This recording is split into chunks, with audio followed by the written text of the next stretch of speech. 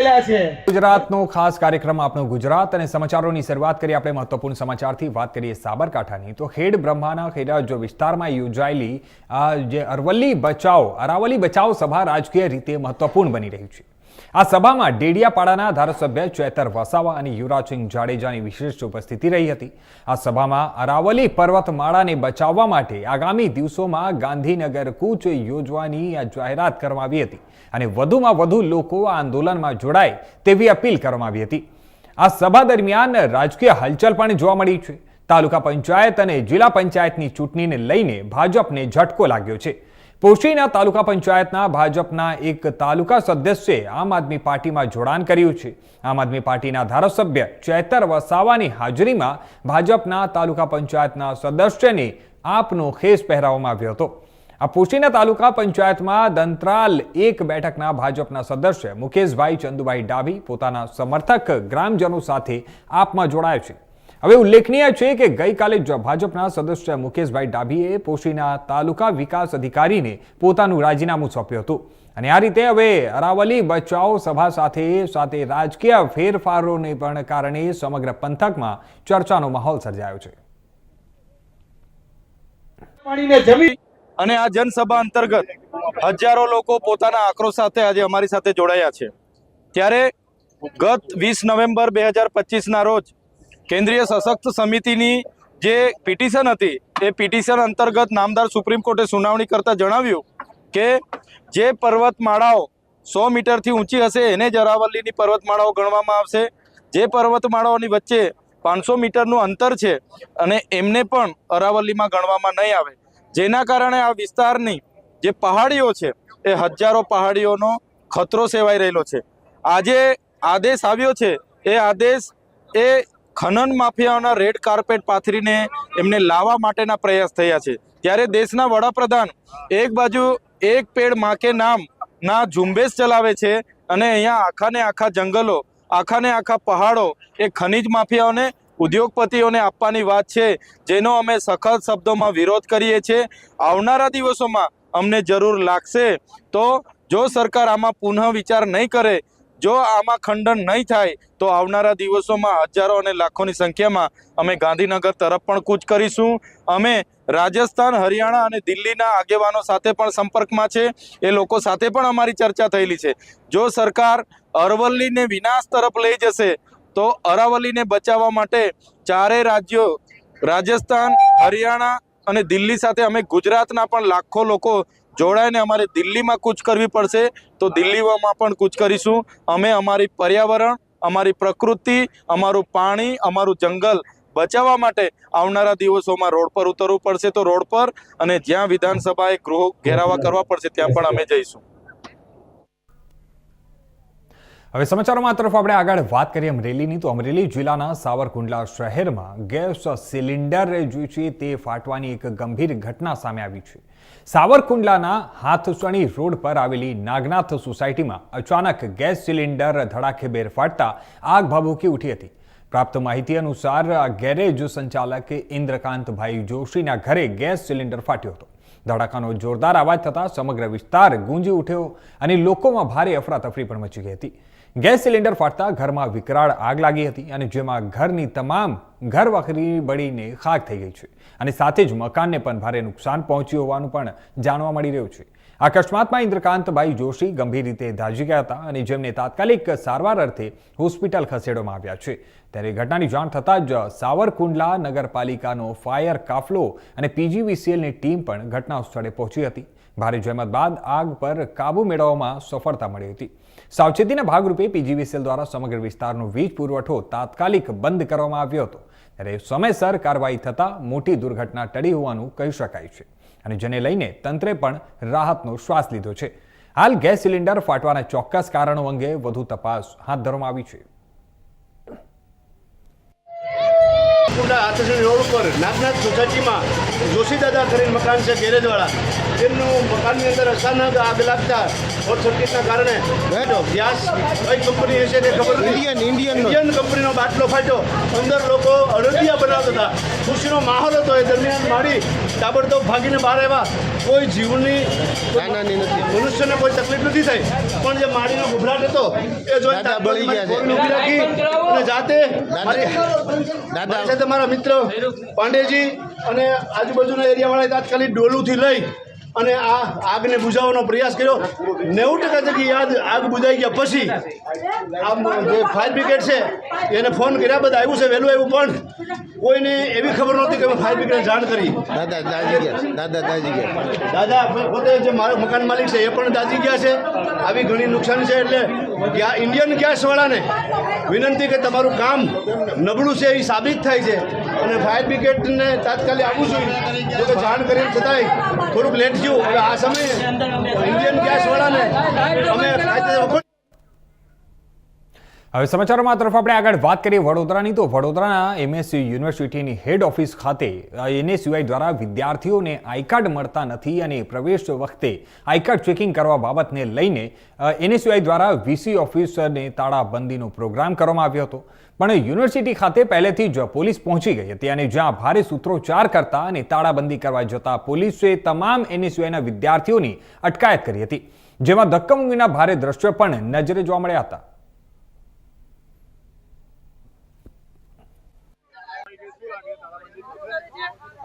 જે રીતે એનએસયુઆઈ જે છે તે હરહંમેશ વિદ્યાર્થીઓ માટે કામ કરતો હોય છે, વિદ્યાર્થીઓના હિતોના પ્રશ્નો માટે અવાજ ઉઠાવતી રહ્યું છે. અને આ એનએસયુઆઈ જે છે આજ દિન સુધી કોઈ એવું થયું નથી કે કોઈ તાકાત એવી બની નથી જે કે એનએસયુઆઈને વિદ્યાર્થીઓ માટે અવાજ ઉઠાવવાથી રોકી શકે. અને આજે જે છે વીસી સરને જે ચીમકી આપી હતી કે આઈડી કાર્ડ આપો નહીં તો અમે તાળાબંધી કરીશું, તો અમે આજે તાળાબંધી કરીને રહીશું. અને જ્યાં સુધી વિદ્યાર્થીઓને આઈડી કાર્ડ પૂરું પાડવામાં નહીં આવે ત્યાં સુધી આ એનએસયુઆઈ વિદ્યાર્થીઓની પડખે ઊભું રહેશે. અમે જે છે વિદ્યાર્થીઓ માટે લડત લડતા આવ્યા છે અને અમે વિદ્યાર્થીઓ માટે જે પણ અમે કીધું છે તે અમે કરીશું અને આનાથી પણ ઉગ્ર રજૂઆત કરવાની થશે તો અમે કરીશું. રોય તેજસ, ઉપપ્રમુખ વડોદરા શહેર એનએસ.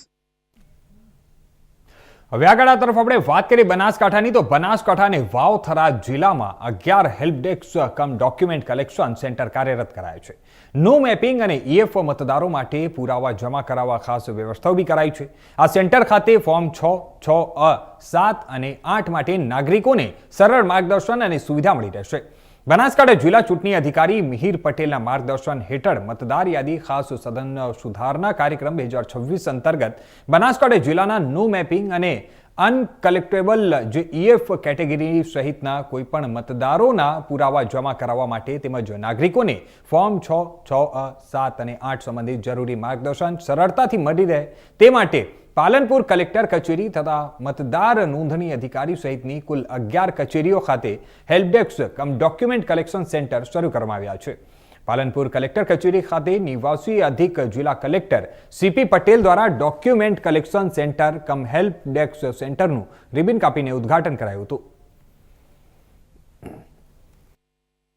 એસઆઈઆર અંતર્ગત બનાસકાંઠા અને વાવ-થરાદ જિલ્લા બંને મળીને કુલ 11 હેલ્પ ડેસ્ક કમ ડોક્યુમેન્ટ કલેક્શન સેન્ટર ચાલુ કરવામાં આવ્યા છે, જેમાં એક હેલ્પ ડેસ્ક કલેક્ટર કચેરી બનાસકાંઠા અને કલેક્ટર કચેરી વાવ-થરાદ ખાતે છે અને બાકીના 9 હેલ્પ ડેસ્ક ઈઆરઓ એટલે કે મતદાર નોંધણી અધિકારીની કચેરીએ ચાલુ કરવામાં આવેલા છે. આ કલેક્શન સેન્ટરનો ટાઈમિંગ સવારે 10 થી સાંજે 6-10 સુધીનો રહેશે અને જાહેર રજાના દિવસો સિવાય આ જગ્યાએ આપણે કોઈ પણ મતદાર છે જેમના નો મેપિંગમાં નામ હોય, નો મેપિંગ એટલે કે એવા મતદારો કે જેમનું નામ 2002ની મતદાર યાદીમાં લિંક ના થઈ શક્યું એમના મધર ફાધર કે દાદા દાદી સાથે, એવા મતદારો આ જગ્યાએ આવીને એમના ડોક્યુમેન્ટ સબમિટ કરાવી શકશે. અને વધુમાં નવા મતદારો હોય તો એમના ફોર્મ 6 અથવા ફોર્મ 7 અને 8 પણ અહીંયા જમા કરાવી શકશે. આ કલેક્શન સેન્ટર ખાતે આપણે જે સ્ટાફ નિમણૂક કરેલો છે એ સ્ટાફ બધી માહિતીથી વાકેફ છે, તો આપણે કોઈ પણ મૂંઝવણ હોય એસઆર બાબત તો આપ ત્યાં જઈને પોતાની. તો હવે આગળ તરફ વાત કરીએ આપણે ભાવનગરની. તો ભાવનગર એલસીબી પોલીસે ડ્રોન મારફતે જુગારીઓને પકડી પાડ્યા છે. શહેરના કુંભારવાડા મોતી તળાવ ખાર વિસ્તારમાં જાહેરમાં જુગાર રમતો હતો અને જેને લઈને પોલીસ દ્વારા દરોડા પાડવામાં આવ્યા હતા. એલસીબી પોલીસે જ્યારે જુગારીઓની રેકી અને તેને પકડી પાડવા માટે ડ્રોનનો ઉપયોગ કર્યો ત્યારે તમામ જુગારીઓ બચવા માટે નદીના ખાર વિસ્તારમાં ભરાયેલા પાણીમાં જુગારીઓ ખાબક્યા હતા. આ રેડમાં કુલ 8 જુગારીઓ વિરુદ્ધ બોર તળાવ પોલીસ મથકમાં ગુનો દાખલ કરવામાં આવ્યો છે અને આ રેડમાં જાહિદ સિદાતર, દિલીપ થારલતિયા, ઇમ્તિયાજ સમાન નામક જે વ્યક્તિ છે તે પકડાયા છે અને જ્યારે અન્ય વ્યક્તિઓને પકડવાની બાકી છે. કુલ 37,900નો મુદ્દામાલ પણ ઝડપી પાડવામાં આવ્યો છે.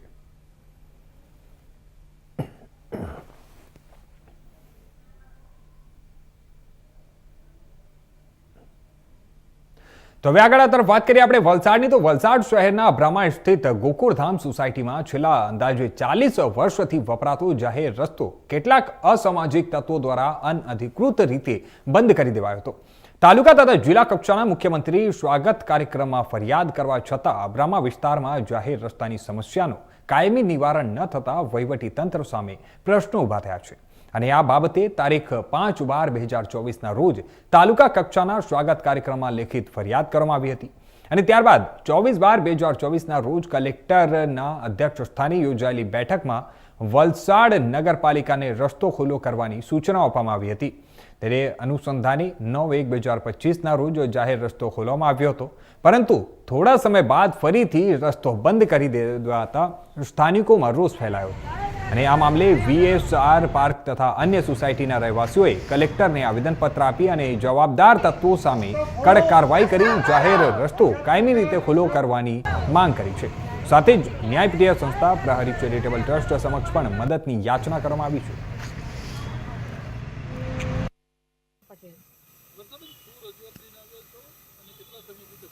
અમે લોકો સ્નેહ રમણ સોસાયટી અને VSR પાર્કના રહીશો છે અને 45 વર્ષથી આ રસ્તો કાર્યરત હતો અને ગોકુળધામ સોસાયટીના માણસો અત્યારે રસ્તો દિવાળી પરથી બંધ કર્યો છે. એ અમે દરેક જગ્યાએ રજૂઆત કરી, નગરપાલિકામાં, કલેક્ટરમાં ખુલી ગયા અને પાછો અત્યારે એ લોકોએ બંધ કરી દીધો છે. અને સમસ્યા તો એટલી મોટી છે કે તમે સ્થળ નિરીક્ષણ કરો તો ખબર પડે. ત્યાં આગળ એમ્બ્યુલન્સ નહીં આવી શકે, ફાયરવાળો નહીં આવી શકે. જો આગ લાગી તો અમારું જો અને એટલા વળાંક છે, જે હાલ અમે જે ઉપયોગ કરીએ છીએ એવી જગ્યાએથી જઈએ છીએ તો તમે આવીને જુઓ તો ખબર પડે કે એક્સિડન્ટ કેટલા થશે.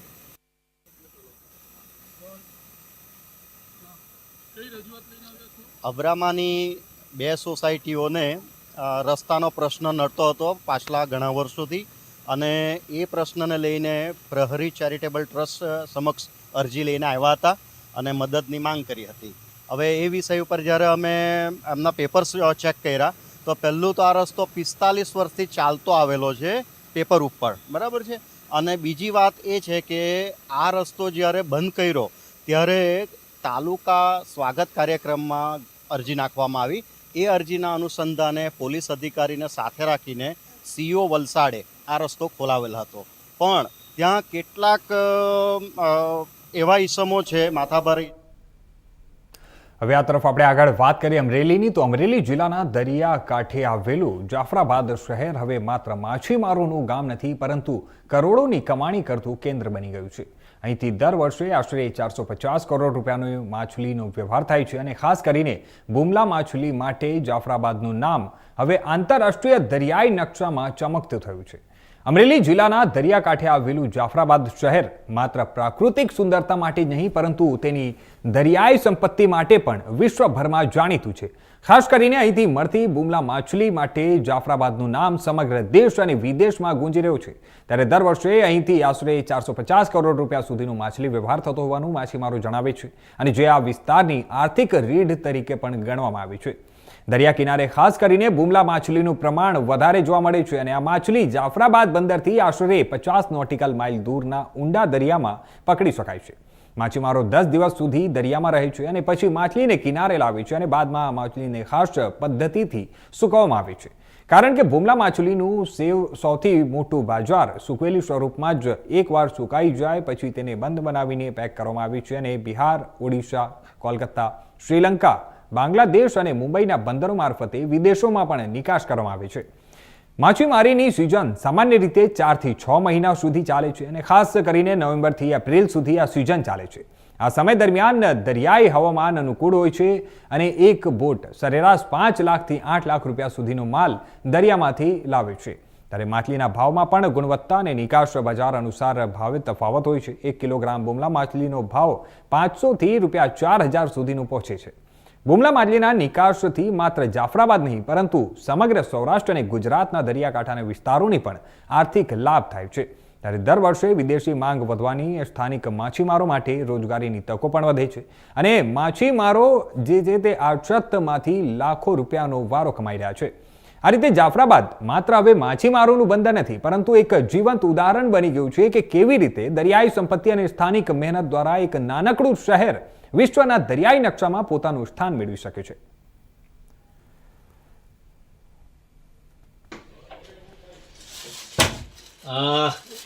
જાફરાબાદ બંદર અમરેલી જિલ્લામાં માત્ર ને માત્ર આ એક બંદર એવું છે જે કરોડો રૂપિયાનું એટલે કે વાર્ષિક લગભગ 300 કે 350 કરોડ રૂપિયા જેવું કારોબાર કરતું હોય એવું આ માત્ર એક બંદર છે.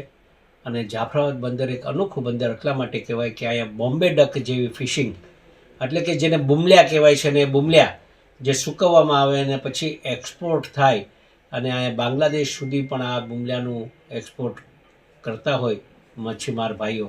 ત્યારે આ ફિશરમેનો માટે અવારનવાર અમે પણ રજૂઆત ઘણી બધી કરી છે કે ક્યારેક આ કમોસમી વરસાદના કારણે આ લોકોને ખૂબ મોટું નુકસાન પણ થતું હોય છે. એના માટે પણ સરકારશ્રી માટે અમે વિચાર કર્યો છે કે આવતા દિવસોમાં આના માટે કંઈક સહાય મળે એના માટે પણ વાત થઈ છે. પણ આજે જ્યારે આ ડેવલપ આટલું બધું આગળ વધી રહ્યું છે ત્યારે હજુ પણ એવી અમે ચિંતા વ્યક્ત કરી રહ્યા છે કે આવતા દિવસોમાં હજુ પણ આ બંદર ખૂબ ફૂલે ફાલે અને સારી એવી ફિશિંગ થાય એ માટે હું જાફરાબાદ ફિશરમેનને ખૂબ અભિનંદન પાઠવું છું.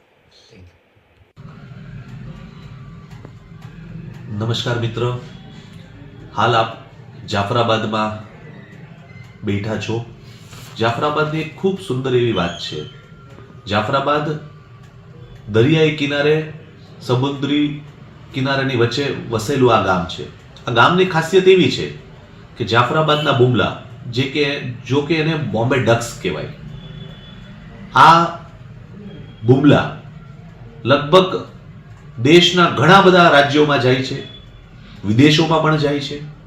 આ બુમલાનું ફિશિંગ જાફરાબાદના કોસ્ટ ઉપર વધારે થાય છે અને સુકાવીને પણ લોકો ખાય છે, ફ્રેશ પણ ખાય છે. આના કારણે ગુજરાત સરકારને, કેન્દ્ર સરકારને કરોડો રૂપિયાની આવક થાય છે. અમે સરકારમાં એવી પણ રજૂઆત કરી છે કે આટલું મોટો સૂકી મચ્છીનું જેમ કે આ બોમ્બે ડક્સનું આટલું મોટું આ હબ હોય તો શું કામ અહીંયા જેમ ખેડૂતો માટેનું માર્કેટિંગ યાર્ડ હોય એવી રીતે માછીમારોનું પણ માર્કેટિંગ યાર્ડ બને. ઘણી વખતે આ બુમલાના જે ખરીદારો હોય છે એ બહારથી આવતા હોય, નાના મોટા માછીમારો પાસેથી આ બુમલાઓ ખરીદતા હોય અને મને આપને કહેતા પણ થોડુંક એવું લાગશે, વિચારશો કે એક ગાડીની કિંમત 35 થી 40 લાખ રૂપિયાની હોય છે. એટલે ખૂબ કિંમતી પણ આ છે. પણ આની ખાસ પ્રકૃતિ એવી છે કે બુમલા ક્યાં વધારે થાય. આપણો આ દરિયાઈ કિનારો ડોળો છે. ડોળો હોય એના કારણે બુમલાનું પેદાવાર વધારે થાય, એનું પ્રોડક્શન વધારે થાય, ખૂબ થાય. ચોખ્ખા અને છીછરા પાણીમાં આ બુમલાનું ઓછું પ્રોડક્શન થાય છે. એટલે આપણે જાફરાબાદ, રાજપરા. હવે સમાચારોમાં આ તરફ આપણે આગળ વાત કરીએ વડોદરાની. તો વડોદરામાં પતંગ રસિકો માટે માઠા સમાચાર સામે આવ્યા છે. આણંદના ખંભાતની પતંગ મોંઘી થઈ છે. જીએસટી અને મજૂરી વધારાની સીધી અસર પડી છે. પતંગના ભાવમાં 15% જેટલો વધારો નોંધાયો છે. 100 કરોડના ટર્નઓવર ધરાવતા ખંભાતના પતંગ ઉદ્યોગ પર મોંઘવારીનો માર જોઈ શકાય છે. કાગળ પર જીએસટી 5%થી વધીને 28%, કમાન્ડ અડા પર 12% જેટલો જીએસટી લાગ્યો છે. મજૂરી 1300 થી વધીને 2200 રૂપિયા પ્રતિ 1000 પતંગ થઈ છે. એક કોડી પતંગની ભાવ 90 થી વધીને 130 થી 140 થયો છે. માનવ મહેનતથી બનતી ખંભાતની પતંગની મોંઘવારીના માર વચ્ચે દેશ વિદેશમાં આજે પણ ખંભાતની પતંગની ભારે માંગ યથાવત છે.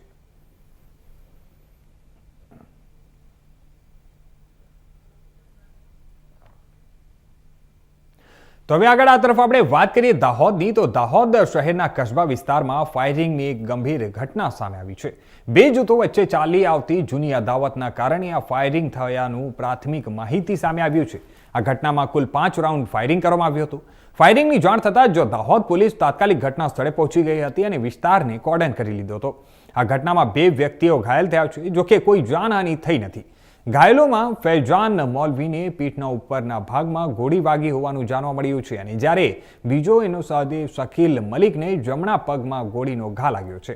બંને ઘાયલોને તાત્કાલિક દાહોદના સ્ટેશન રોડ પર આવેલા KK હોસ્પિટલ ખાતે સારવાર અર્થે ખસેડવામાં આવ્યા છે, જ્યાં તેમની હાલત સ્થિર હોવાનું જાણવા મળ્યું છે. પોલીસ દ્વારા સમગ્ર ઘટનાને લઈને તપાસ હાથ ધરવામાં આવી છે અને ફાયરિંગ કરનારાઓને ઝડપી લેવા માટે કાર્યવાહી શરૂ કરાઈ છે. હાલ વિસ્તારમાં પોલીસ બંદોબસ્ત પણ ગોઠવી દેવામાં આવ્યો છે. मैं इस बच्चे को स्कूल से छोड़ कर आ रहा सर, तो रास्ते में ये लोग जा रहे थे तो मैं नीचे उतर रहा था तो फायरिंग हो गई तो मेरे पेट पे लग गई सर.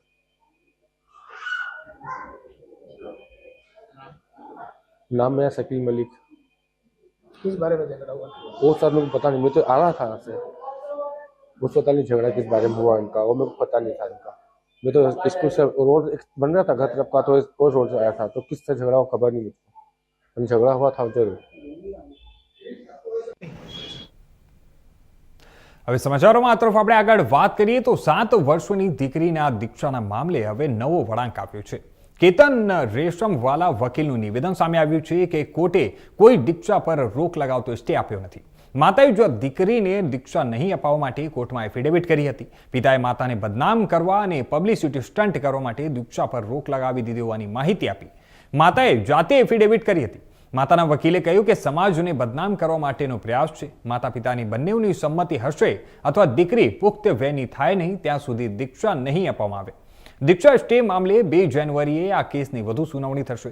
માતાએ કહ્યું કે દીકરીની દીક્ષા મારી સહેમતીથી રોકાઈ છે. પિતા જ્યાં સુધી સંમતિ નહીં આપે ત્યાં સુધી દીક્ષા નહીં થાય તેવું માતાનું નિવેદન સામે આવ્યું છે.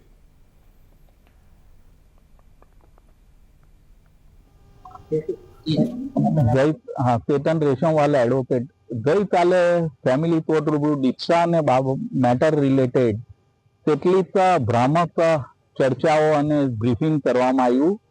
એ બાબતે સાચી માહિતી આપવા માટે આજે મેં આ પ્રેસ કોન્ફરન્સ બોલાવેલી છે. અમને ફેમિલી કોર્ટની નોટિસની બજવણી થતાં અમે ફેમિલી કોર્ટ રૂબરૂ હાજર થયા અને અમે સ્વેચ્છાએ સોગંદનામું જાહેર કર્યું. સોગંદનામા ઉપર અમે એવી હકીકત જાહેર કરી કે જે ફેબ્રુઆરી મહિનામાં દીક્ષાનો કાર્યક્રમ આયોજિત થનાર હતો તે અમે મોકૂફ કરી દીધો છે. અમે દીક્ષાનું કોઈ હવે આયોજન કરનાર નથી. નામદાર કોર્ટ દ્વારા અમારી એફિડેવિટ રેકોર્ડ ઉપર લેવામાં આવી અને મેટર સિમ્પલ એડજોર્ન કરવામાં આવી. એ અરજી હેઠળ નામદાર કોર્ટે કોઈ હુકમ કરેલ નથી, પરંતુ એ ભ્રામક અને ખોટા સમાચારો પ્રસિદ્ધ કરવામાં આવ્યા કે નામદાર કોર્ટ દ્વારા દીક્ષા ઉપર સ્ટે આપવામાં આવ્યો છે. તો એ હકીકત બિલકુલ સદંતર ખોટી છે. નામદાર કોર્ટ દ્વારા કોઈ મનાઈ હુકમ આપવામાં આવેલ નથી. ફક્ત એડજોર્ન કરીને 2/1/2026 રોજ વધુ સુનાવણી માટે એ અરજી મુલતવી રાખવામાં આવેલી છે. તો સાચી હકીકત જાહેર કરવા અને અમે જ્યારે સ્વેચ્છાએ દીક્ષાનો કોઈ કાર્યક્રમ આયોજિત કરનાર નથી એ સોગંદ ઉપર જાહેર કરતા હોય તો હવે એમની અરજી પણ બિનઅસરકારક છે એવું એડવોકેટ તરીકે મારું માનવું છે.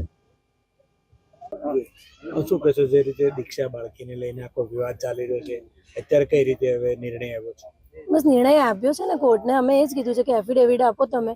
મારે દીક્ષા મોકૂફ રાખ્યું છે. પિતાની સંમતિ હશે ત્યારે જ કરશું.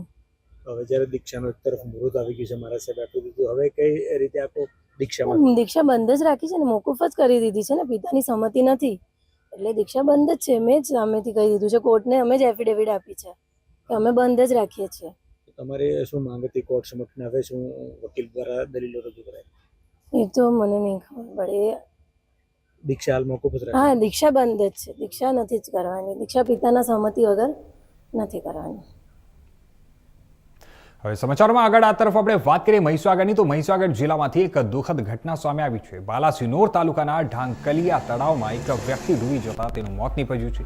પ્રાપ્ત માહિતી મુજબ ભેંસોને તળાવના પાણીમાં બહાર કાઢવા માટે ઉમેદસિંહ નામના 45 વર્ષીય વ્યક્તિ તળાવમાં ઉતર્યા હતા. આ દરમિયાન તેઓ અચાનક પાણીમાં ડૂબી ગયા હતા. ઘટનાની જાણ થતાં જ તાત્કાલિક તંત્રને સૂચના આપવામાં આવી હતી. પોલીસ તેમજ લુણાવાડા નગરપાલિકાની ફાયર ટીમ ઘટના સ્થળે પહોંચી હતી.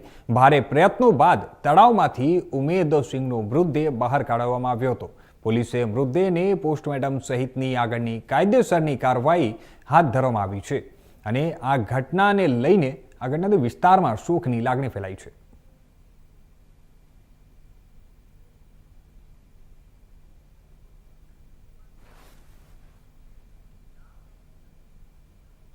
તો આ હતા અત્યાર સુધીના મહત્વના સમાચારો. વધુ સમાચારો માટે જોતા રહેજો ઇન્ડિયા ન્યૂઝ ગુજરાત.